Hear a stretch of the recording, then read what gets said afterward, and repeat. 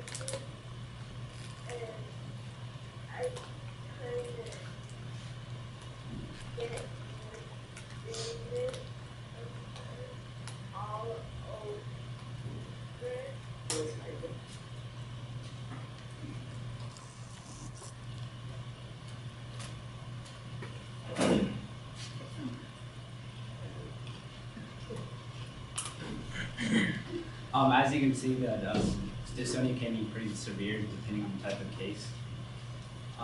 What causes dystonia? The causes of dystonia are not fully known. It is currently believed that condition results from a malfunction in part of the brain called the basal ganglia. Primary causes is the defectiveness of the DYT1 gene found in the body. Other than the DYT1 gene, others are considered unknown. So basically, they don't know any other causes except for the DYT1 gene, which they've isolated the gene within the body. Some secondary causes, which basically means can cause dystonia symptoms to appear in people. Basically, trauma, stroke, multiple rare disease can all cause dystonia-like symptoms in people. There are approximately 13 forms of dystonia. Dozens of diseases and conditions include dystonia as a major symptom. Some forms of dystonia are cervical, which affects the neck and shoulder area. You have a bell spasm, which affects the muscles around the eyes, causing you to force close without you having voluntary movement of them. And then you have cranial dystonia, which affects part of the head, causing it to be postured from differently, causing it to be downward and forward. Classifications of dystonia, this is how they classify it. They classify it by generalized, which affects most or all of the body. You have focal, which is specific to part of the body, so either your leg, hand. Multifocal, two or more unrelated body parts. You have segmental, which affects two or more adjacent parts of the body.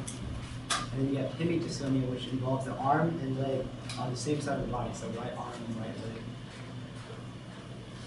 Treatments towards the dystonia. Physical therapy helps relieve symptoms a lot. Personally, I go to physical therapy every Tuesday and Thursday to work out my right leg because that's the part that's affected. Some other forms of treatments are speech and swallow treatments for those who have problems with speech or swallow because of dystonia. Occupational therapy, Botox, which I'll talk about in the next slide. You have DBS surgery, which they only offer that to DYT1 patients. So if you have the gene, you get genetic tested, then you have the option of getting surgery. And then you have medications such as Artane, which I've personally taken. There's really no effects. Researchers believe that Only a few number of selected people see an effect. Basically right here, on your left, you see a deep brain stimulation surgery. Basically what they do after you get genetically tested, you get all your blood work, you get the CT scan, and then you decide to go through the surgery. Basically what they do is they drill a hole in your skull, they attach a lead to the affected part of the brain, and then they implant a battery pulse generator, or DBS device, which sends electromagnetic pulses to the brain through a cord, which I actually also had the surgery. I had it last summer. Basically, I have a lead right here on top of my head that you can feel. Basically, I have a cable running down my neck, and then I have a battery right here in my chest that you can feel. And then on the right is just a normal physical therapy place. Basically, people with dystonia just go to physical therapy to work out like their movements. So if you have a problem with your arm, you do exercises to work out your arm, make it more flexible, such. And on the bottom you have Botox. Well, if you guys don't know what Botox is it's basically a poison. And basically what they do for dystonia patients is, let's say you have a problem with your right leg, they will inject Botox into your leg, causing it basically to dead the muscle, trying to give you more control over your leg in dystonia. Who funds the research as of right now? Tyler's Hope is a leading contributor towards funding medical research towards dystonia. Tyler's Hope is a nonprofit organization committed to funding neurology research and to creating awareness of this disorder. They have already built new facilities and plan to build more. Most recent building is the University of Florida Movement Disorder Center located in Gainesville, Florida. I've actually been there. I go there every 3 to 6 months to check in on my DBS surgery, see if the leads and the DBS implant is okay.